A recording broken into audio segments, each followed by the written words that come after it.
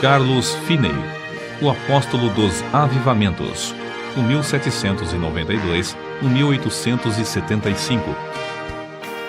Perto da aldeia de New York Mills, no século XIX, havia uma fábrica de tecidos movida pela força das águas do rio Oriskany.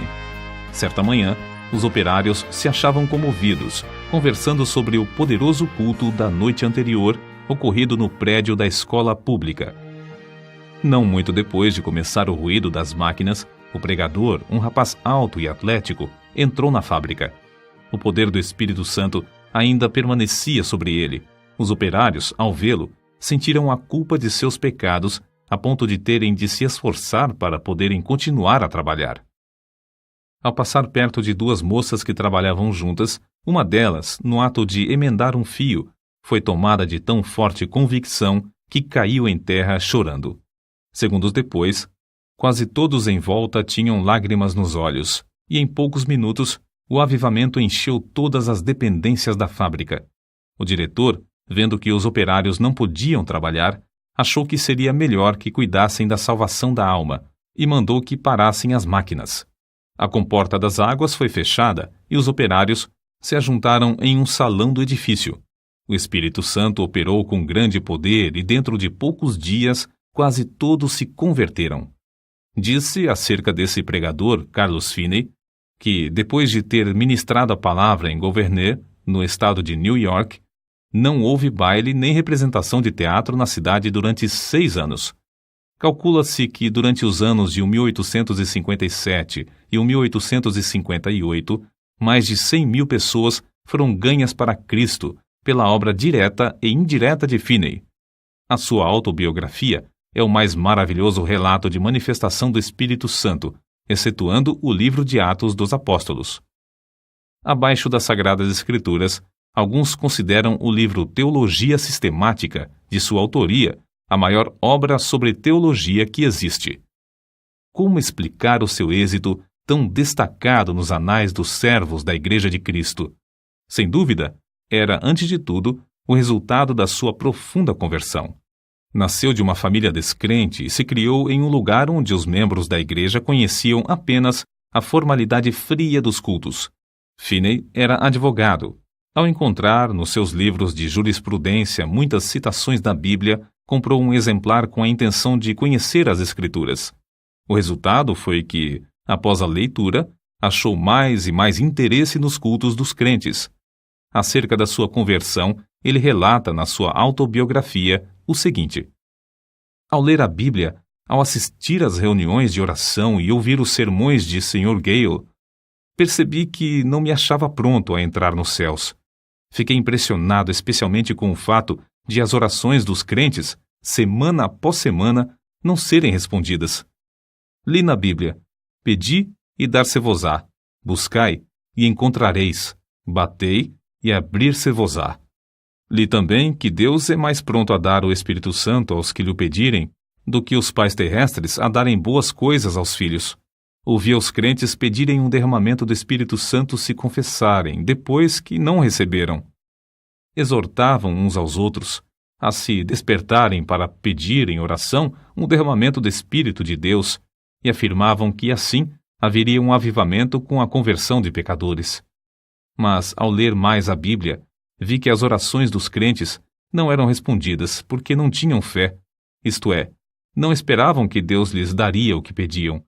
Entretanto, com isso, senti um alívio acerca da veracidade do Evangelho e fiquei convicto de que a Bíblia, apesar de tudo, é a verdadeira Palavra de Deus.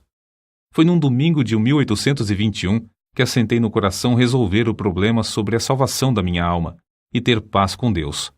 Apesar das minhas grandes preocupações como advogado, resolvi seguir rigorosamente a determinação de ser salvo. Pela providência de Deus, não me achei muito ocupado nem segunda nem terça-feira, e consegui passar a maior parte do tempo lendo a Bíblia e orando. Mas ao encarar a situação resolutamente, achei-me sem coragem para orar, sem tapar o buraco da fechadura. Antes, deixava a Bíblia aberta na mesa com os outros livros, e não me envergonhava de lê-la diante do próximo.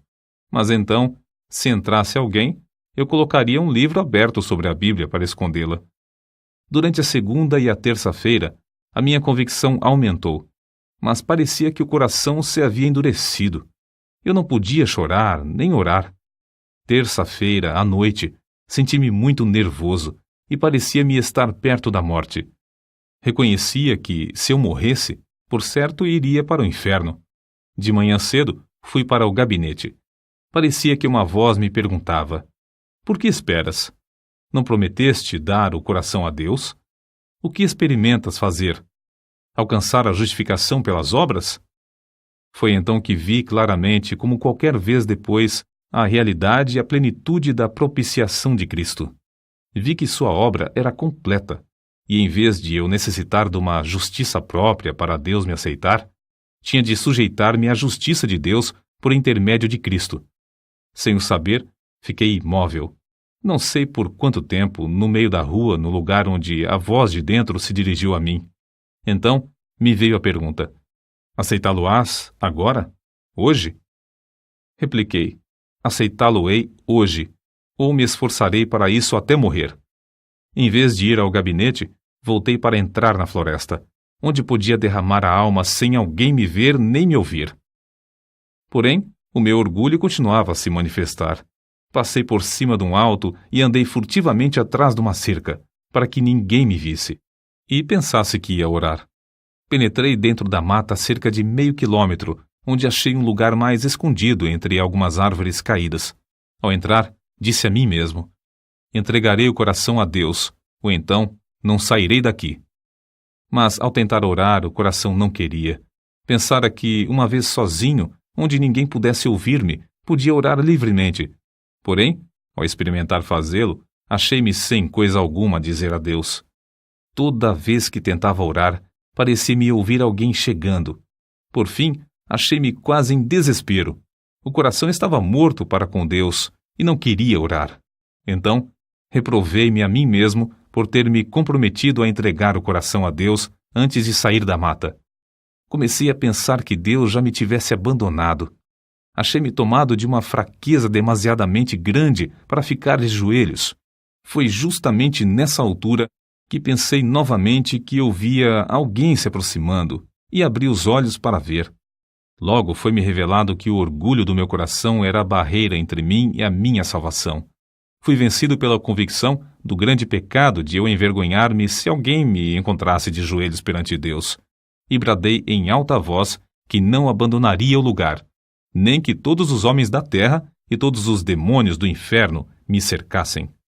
Gritei: ora, um vil pecador como eu, de joelhos perante o grande e santo Deus, confesso-lhe os pecados e me envergonho dele perante o próximo pecador também, porque me encontro de joelhos para achar paz com o meu Deus ofendido. O pecado parecia-me horrendo, infinito. Fiquei quebrantado até o pó perante o Senhor. Nessa altura, a seguinte passagem me iluminou: então me invocareis, e ireis e orareis a mim, e eu vos ouvirei, e buscar-me-eis e me achareis, quando me buscardes de todo o vosso coração.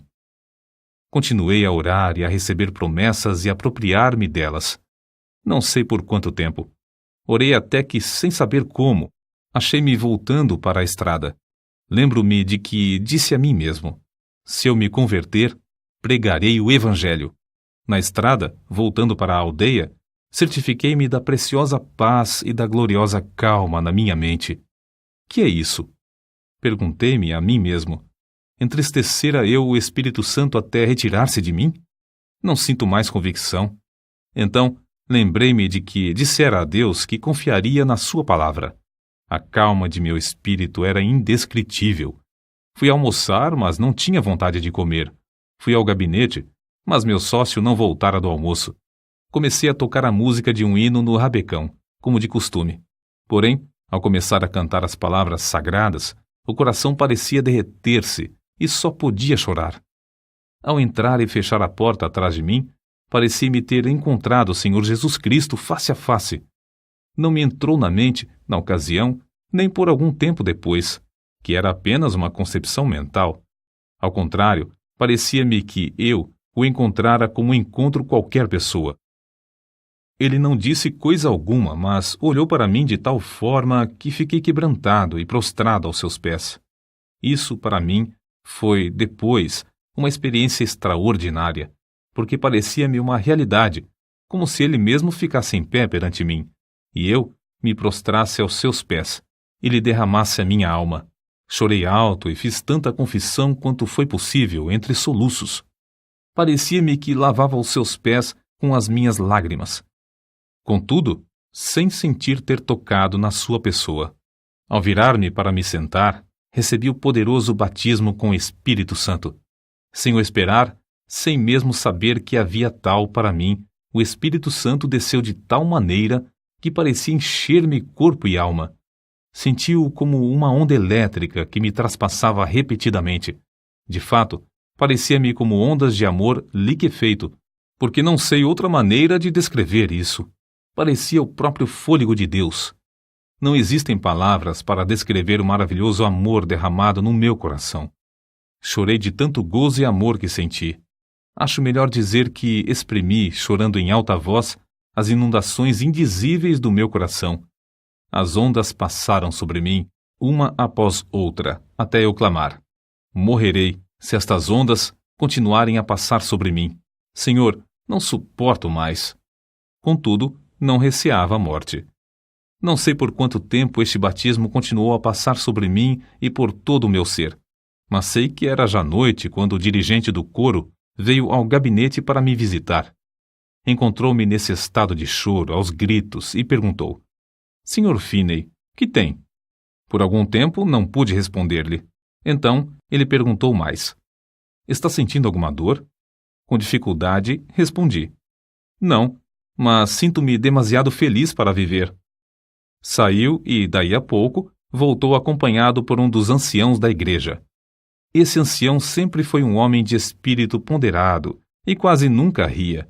Ele, ao entrar, encontrou-me no mesmo estado, mais ou menos como quando o rapaz o foi chamar. Queria saber o que eu sentia e eu comecei a lhe explicar. Mas, em vez de responder-me, foi tomado de um riso espasmódico. Parecia impossível evitar o riso que procedia do fundo do seu coração. Nessa altura, entrou certo rapaz que começara a frequentar os cultos da igreja. Presenciou tudo por alguns momentos, até cair ao chão em grande angústia de alma, clamando: Orem por mim! O ancião da igreja e o outro crente oraram, e depois Finney também orou. Logo após todos se retirarem, deixando Finney sozinho. Ao deitar-se para dormir, Finney adormeceu, mas logo acordou por causa do amor que lhe transbordava ao coração. Isso aconteceu repetidas vezes durante a noite. Sobre isso, ele escreveu depois: Quando me acordei de manhã, a luz do sol penetrava no quarto. Faltam-me palavras para exprimir os meus sentimentos ao ver a luz do sol. No mesmo instante, o batismo do dia anterior voltou sobre mim. Ajoelhei-me ao lado da cama e chorei pelo gozo que sentia. Passei muito tempo sem poder fazer coisa alguma senão derramar a alma perante Deus. Durante o dia, o povo se ocupava em falar da conversão do advogado. Ao anoitecer, sem qualquer anúncio do culto, ajuntou-se uma multidão no templo.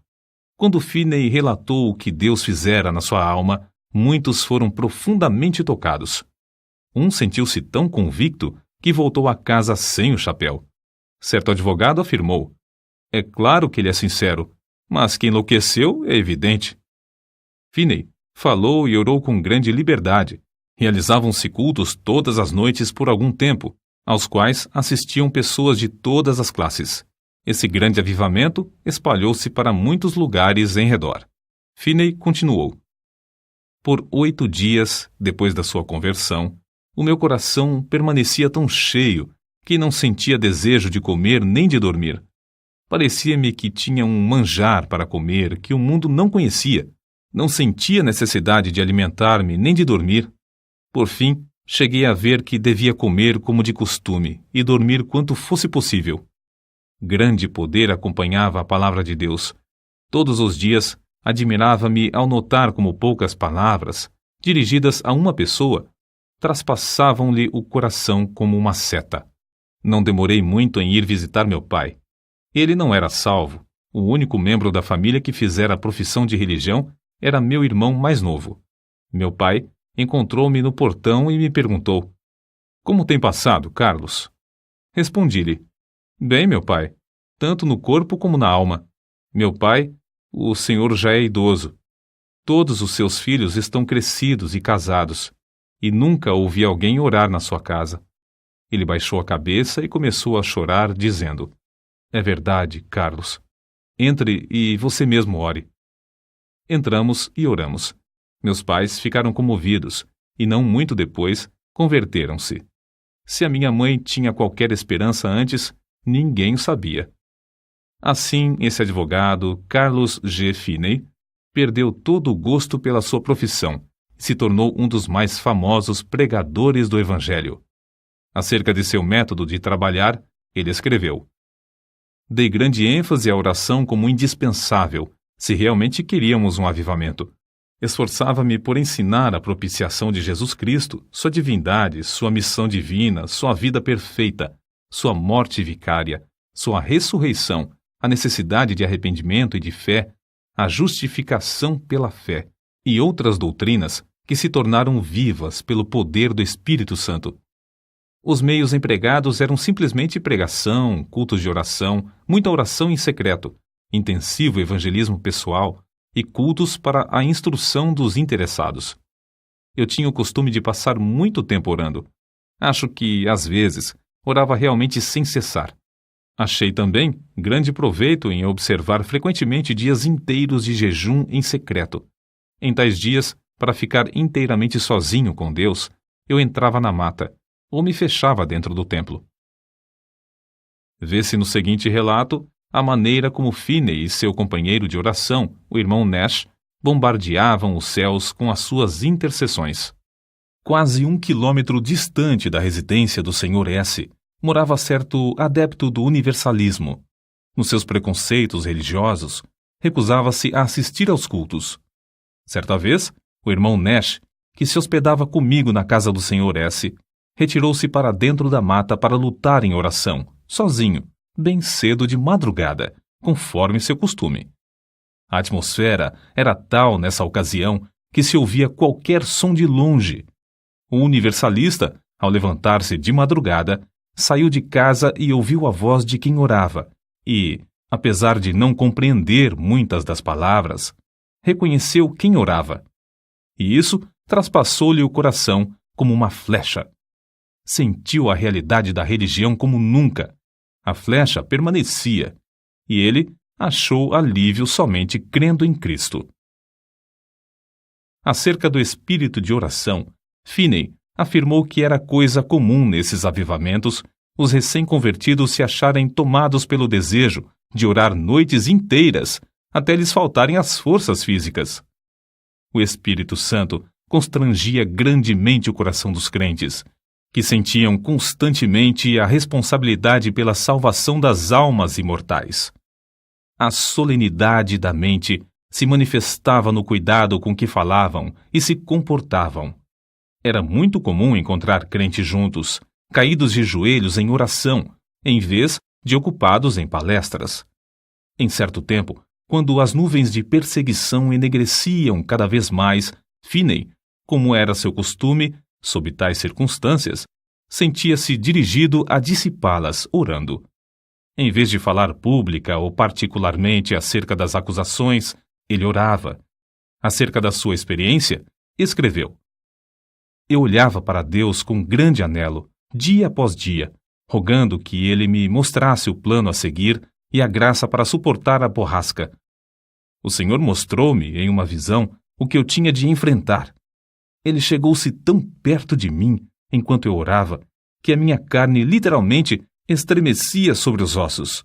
Eu tremia da cabeça aos pés, sob o pleno conhecimento da presença de Deus."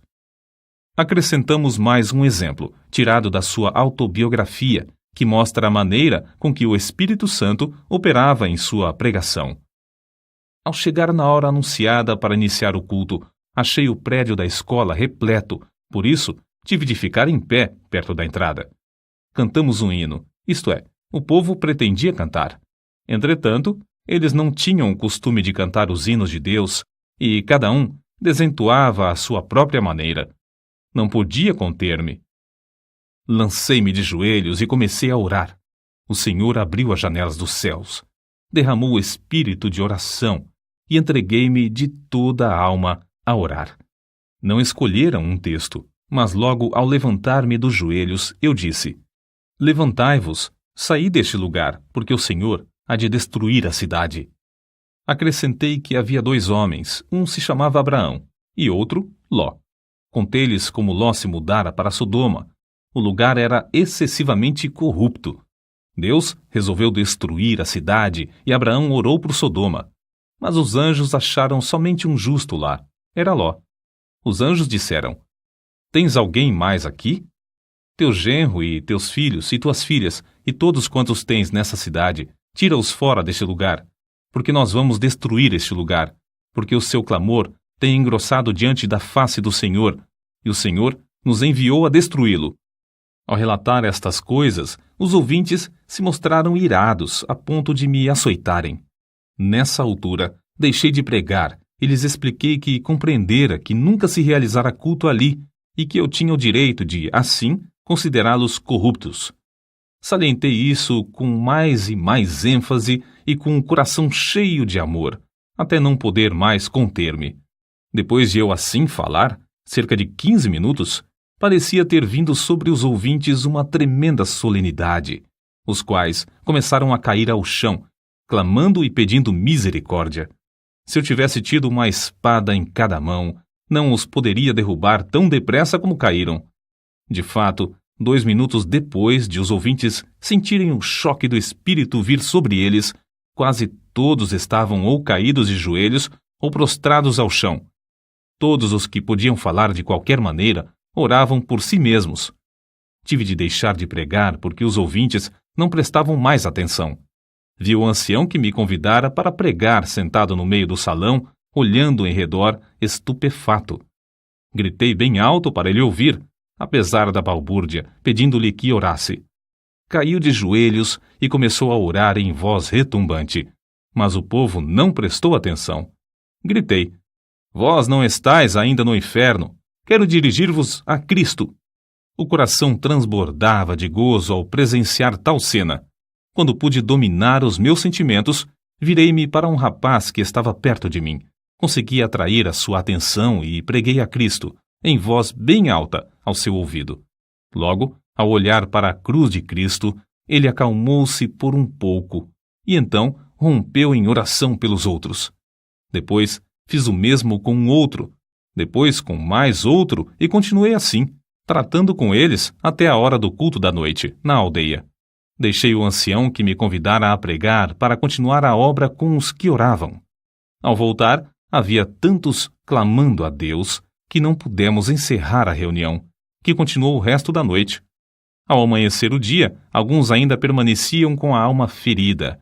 Não se podiam levantar e, para dar lugar às aulas, foi necessário levá-los a uma residência não muito distante. De tarde mandaram chamar-me porque ainda não findara o culto. Só nesta ocasião cheguei a saber a razão de o auditório agastar-se da mensagem.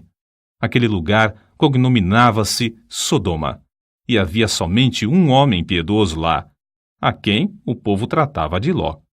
Era o ancião que me convidara a pregar. Depois de já velho, Finney escreveu acerca do que o Senhor fez em Sodoma.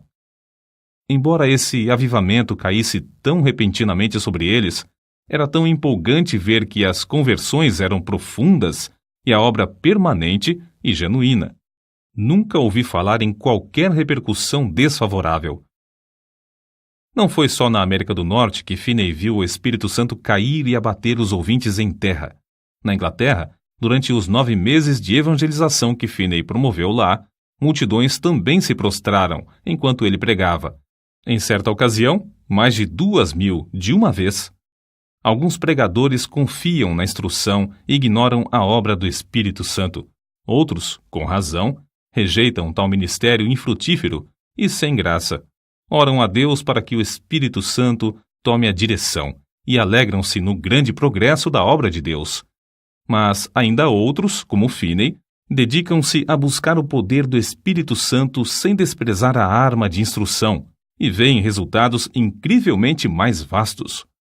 Durante os anos de 1851 a 1866, Finney foi diretor do Oberlin College e ensinou a um total de 20.000 estudantes. Dava mais ênfase ao coração puro e ao batismo no Espírito Santo do que à preparação do intelecto. O resultado foi que, de Oberlin, saiu uma corrente contínua de alunos cheios do Espírito Santo. Assim, após o término de uma campanha intensiva de evangelismo e no meio dos seus esforços no colégio, em 1857, Finney via cerca de 50.000, todas as semanas, converterem-se a Deus. By My Spirit, Jonathan Goforth, página 183. Os diários de New York, às vezes, quase não publicavam outras notícias senão do avivamento. Suas lições aos crentes sobre avivamento foram publicadas primeiro em um jornal e depois em um livro de 445 páginas que se intitulava Discursos sobre Avivamentos. As primeiras 2 edições, de 12.000 exemplares, foram vendidas logo ao saírem do prelo. Outras edições foram impressas em vários idiomas. Uma só editora em Londres publicou 80.000. Entre suas outras obras de circulação mundial, contam-se as seguintes: sua autobiografia, Discursos aos Crentes e Teologia Sistemática. Os convertidos nos cultos de Finney eram pela graça constrangidos a andar de casa em casa para ganhar almas. Ele mesmo se esforçava para preparar o maior número de obreiros em Oberlin College. Mas o desejo que ardia sempre em tudo era o de transmitir a todos o espírito de oração. Pregadores como Abel Carey e Father Nash viajavam com ele e, enquanto ministrava a palavra, eles continuavam prostrados em oração. Vejamos isso nas palavras de Finney. Se eu não tivesse o espírito de oração, não alcançaria coisa alguma.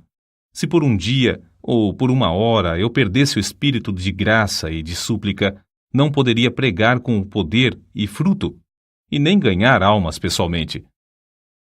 Para que alguém não julgue que a obra era superficial, citamos outro escritor. Descobriu-se, por pesquisa empolgante, que mais de 85 pessoas de cada 100 que se convertiam, sob a pregação de Finney, permaneciam fiéis a Deus, enquanto 75 pessoas de cada 100 das que professaram conversão nos cultos de algum dos maiores pregadores se desviavam. Parece que Finney tinha o poder de impressionar a consciência dos homens sobre a necessidade de um viver santo, de tal maneira que produzia fruto mais permanente. Deeper Experience of Famous Christians, página 243. Finney continuou a inspirar os estudantes de Oberlin College até a idade de 82 anos. Já no fim da vida, permanecia tão lúcido de mente como quando jovem, e sua vida nunca foi tão rica no fruto do Espírito e na beleza da sua santidade do que nos últimos anos. No domingo 16 de agosto de 1875, pregou seu último sermão, mas à noite não assistiu ao culto.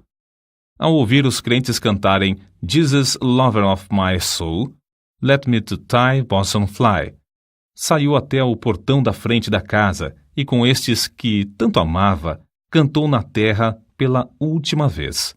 Acordou à meia-noite sofrendo dores lancinantes no coração. Sofrera assim muitas vezes durante a sua vida. Semeara as sementes de avivamento e as regara com lágrimas. Todas as vezes que recebia o fogo da mão de Deus, era com sofrimento. Finalmente, antes de amanhecer o dia, dormiu na terra para acordar na glória, nos céus.